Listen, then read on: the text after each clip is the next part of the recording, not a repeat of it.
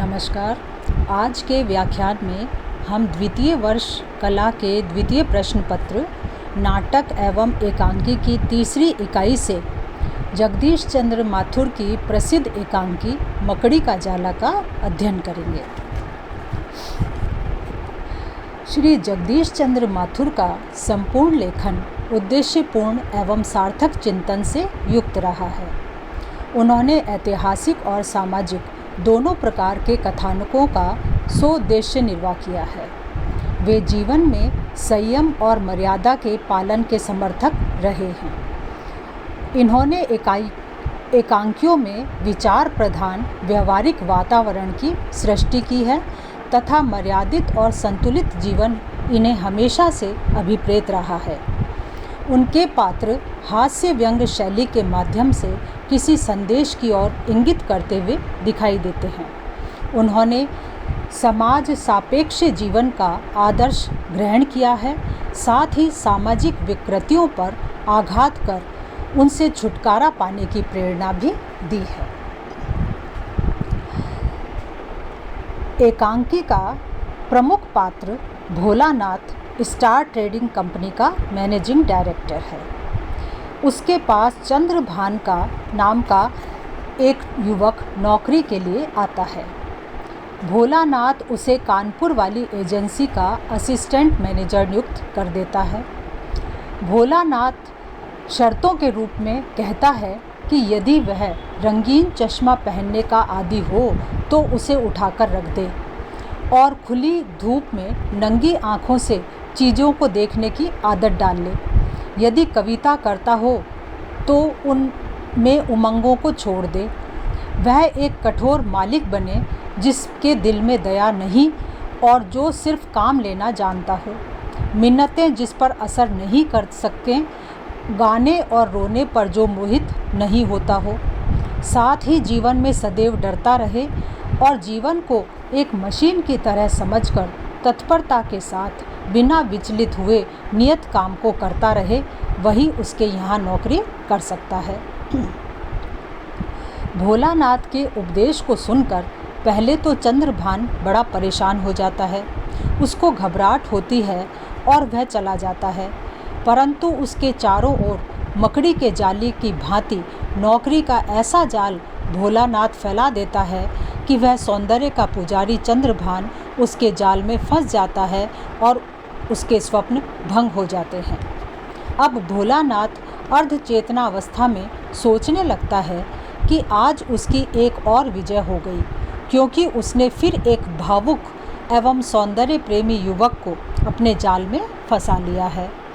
अर्धचेतना अवस्था में उसे उसकी प्रेयसी कल्पना की आवाज़ सुनाई पड़ती है, जो उसकी भावुकता, सौंदर्य प्रियता एवं सहृदयता का स्मरण दिलाकर उसे कोसती है। उसे बताती है कि तुमने उन्नति प्राप्त करने के लिए दिल से प्यार को निर्वासित कर दिया है, सौंदर्य दृष्टि को अंधा कर दिया है। इस पर पहले भोलानाथ भी बड़ा भावुक था, परंतु गरीब था। इसलिए उसने सोचा था कि अमीर बनकर फिर प्रेम करूंगा, सौंदर्य की उपासना करूंगा और प्रिय के साथ मिलन का आनंद लूंगा, परंतु अमीर होते ही उसने इन सबको तिलांजलि दे दी। अब भोलानाथ जैसे ही चेतनावस्था में आता है, वैसे ही भावावेश में पहले तो क्लर्क से यही कहता है कि यदि चंद्रभान आए तो उससे कह दो कि यदि उसे बचना है तो वह दूर भाग जाए। परंतु जब उसका भावावेश समाप्त हो जाता है, तब वह यही कहता है कि मिस्टर चंद्रभान से कह दो कि कल 10 बजे कंपनी के दफ्तर में आकर मिले। काम उसे समझा दिया जाएगा।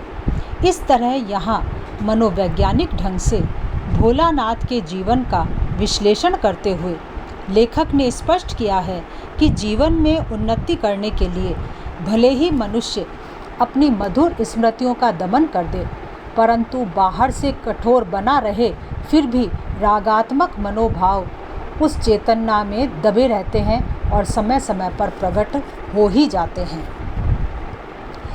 यहाँ श्री जगदीश चंद्र माथुर ने इस एकांकी में उच्च वर्ग में बढ़ती हुई संवेदन शून्यता को चित्रित करने का सुंदर प्रयास किया है।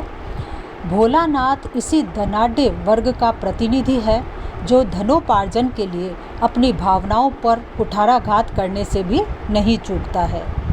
उसके लिए धन और ऐश्वर्य से अधिक कोई सुंदर वस्तु नहीं है। अतः प्रेम, सौंदर्य और भावुकता आदि चिरंतर अनुभूतियाँ उसके लिए अर्थहीन हो जाती हैं। अपनी भावनाओं का गला दबाने में उसे संकोच नहीं होता। उसकी हर प्रवृत्ति के विषय में अर्धचेतन द्वारा कहे गए इन शब्दों से पर्याप्त प्रकाश पड़ता है। वो कहता है, हाँ, क्योंकि यह सब पाने के लिए तुमने अपनी सबसे बड़ी निधि को नष्ट किया। तुमने अपने दिल से प्यार को निर्वासित कर दिया, संगीत को फेंक निकाला, सौंदर्य दृष्टि को अंधा कर दिया और तुम समझे कि इस तरह तुम भावों के बहाव को हमेशा के लिए दबा सकोगे। उसका अवचेतन मन ही उसे इस संवेदना शून्य व्यवहार के लिए धिक्कारने लगता है। वह धन वैभव के रूप में अंधा होकर यह भूल जाता है कि ये शाश्वत भाव सदा के लिए दमित नहीं किए जा सकते। कभी कभी मनुष्य को इनसे साक्षात्कार करना ही पड़ता है। इसलिए भोलानाथ एक दिन स्वप्न में कमला कमला ठहरो मैं भी चलता हूँ कहने के लिए विवश हो जाता है। भोलानाथ अपने वैभव के मिथ्या अभिमान से आकंठ निमग्न है। वह अपने बड़प्पन और वैभव का वर्णन करने में संकोच नहीं करता। स्वप्न में अर्धचेतन के साथ हुई वार्ता में उसका यह अभिमान देखा जा सकता है, जैसे गरीबी की खंदक से मैं अमीरी के महल की चोटी तक पहुंचा हूँ। नौकरी की कामना से आए हुए नौजवान चंद्रभान को डराते समय भी उसका दम देखा जा सकता है। कहता है, मिस्टर चंद्रभान, अगर मेरी जगह कोई और मैनेजिंग डायरेक्टर होता तो इस बात को सुनकर आपको इस जगह बैठने भी ना देता। एकांकी का मुख्य पात्र यह भोलानाथ नए युग की यांत्रिक प्रवृत्ति का प्रतीक है। वह जीवन के सभी संबंधों को यांत्रिकता की तराजू में तोलना चाहता है। उसके लिए सभी प्रकार की भावनाओं को दबाकर यंत्रवत जीवन व्यतीत करता है। चंद्रभान को उपदेश देते समय उसकी मनोवृत्ति का परिचय हमें मिल जाता है और वह कहता है, समझो कि जिंदगी एक मशीन की तरह है। तुम्हारा काम नियत है, तत्परता के साथ बिना विचलित हुए सीधा सड़क पर बढ़ते जाओ। यहाँ एकांकीकार ने उद्देश्य के रूप में मकड़ी का जाला में सामाजिक विसंगतियों का भयावह चित्र प्रस्तुत किया है। इसमें प्रदर्शित किया है कि झूठे दिखावे के लिए तथा कथित बड़े लोग किस प्रकार प्रगति और बड़प्पन का मुखौटा लगाकर अपनी भावनाओं और वास्तविक अनुभूतियों का दमन कर दिया करते हैं। इस तरह निष्कर्ष रूप में हम कह सकते हैं कि मकड़ी का जाला में एकांकीकार ने मनोवैज्ञानिक ढंग से धनिक वर्ग की मानसिकता का चित्रण किया है। एकांकी का उद्देश्य तथाकथित धनी वर्ग के जीवन की यांत्रिक मनोवृत्ति, संवेदन शून्यता, वैभव के प्रति मिथ्याभिमान का साक्षात्कार और इन विद्रूपताओं से समाज को सचेत करना रहा है। निसंदेह उद्देश्य की दृष्टि से मकड़ी का जाला एक सफल एकांकी कही जा सकती है। धन्यवाद।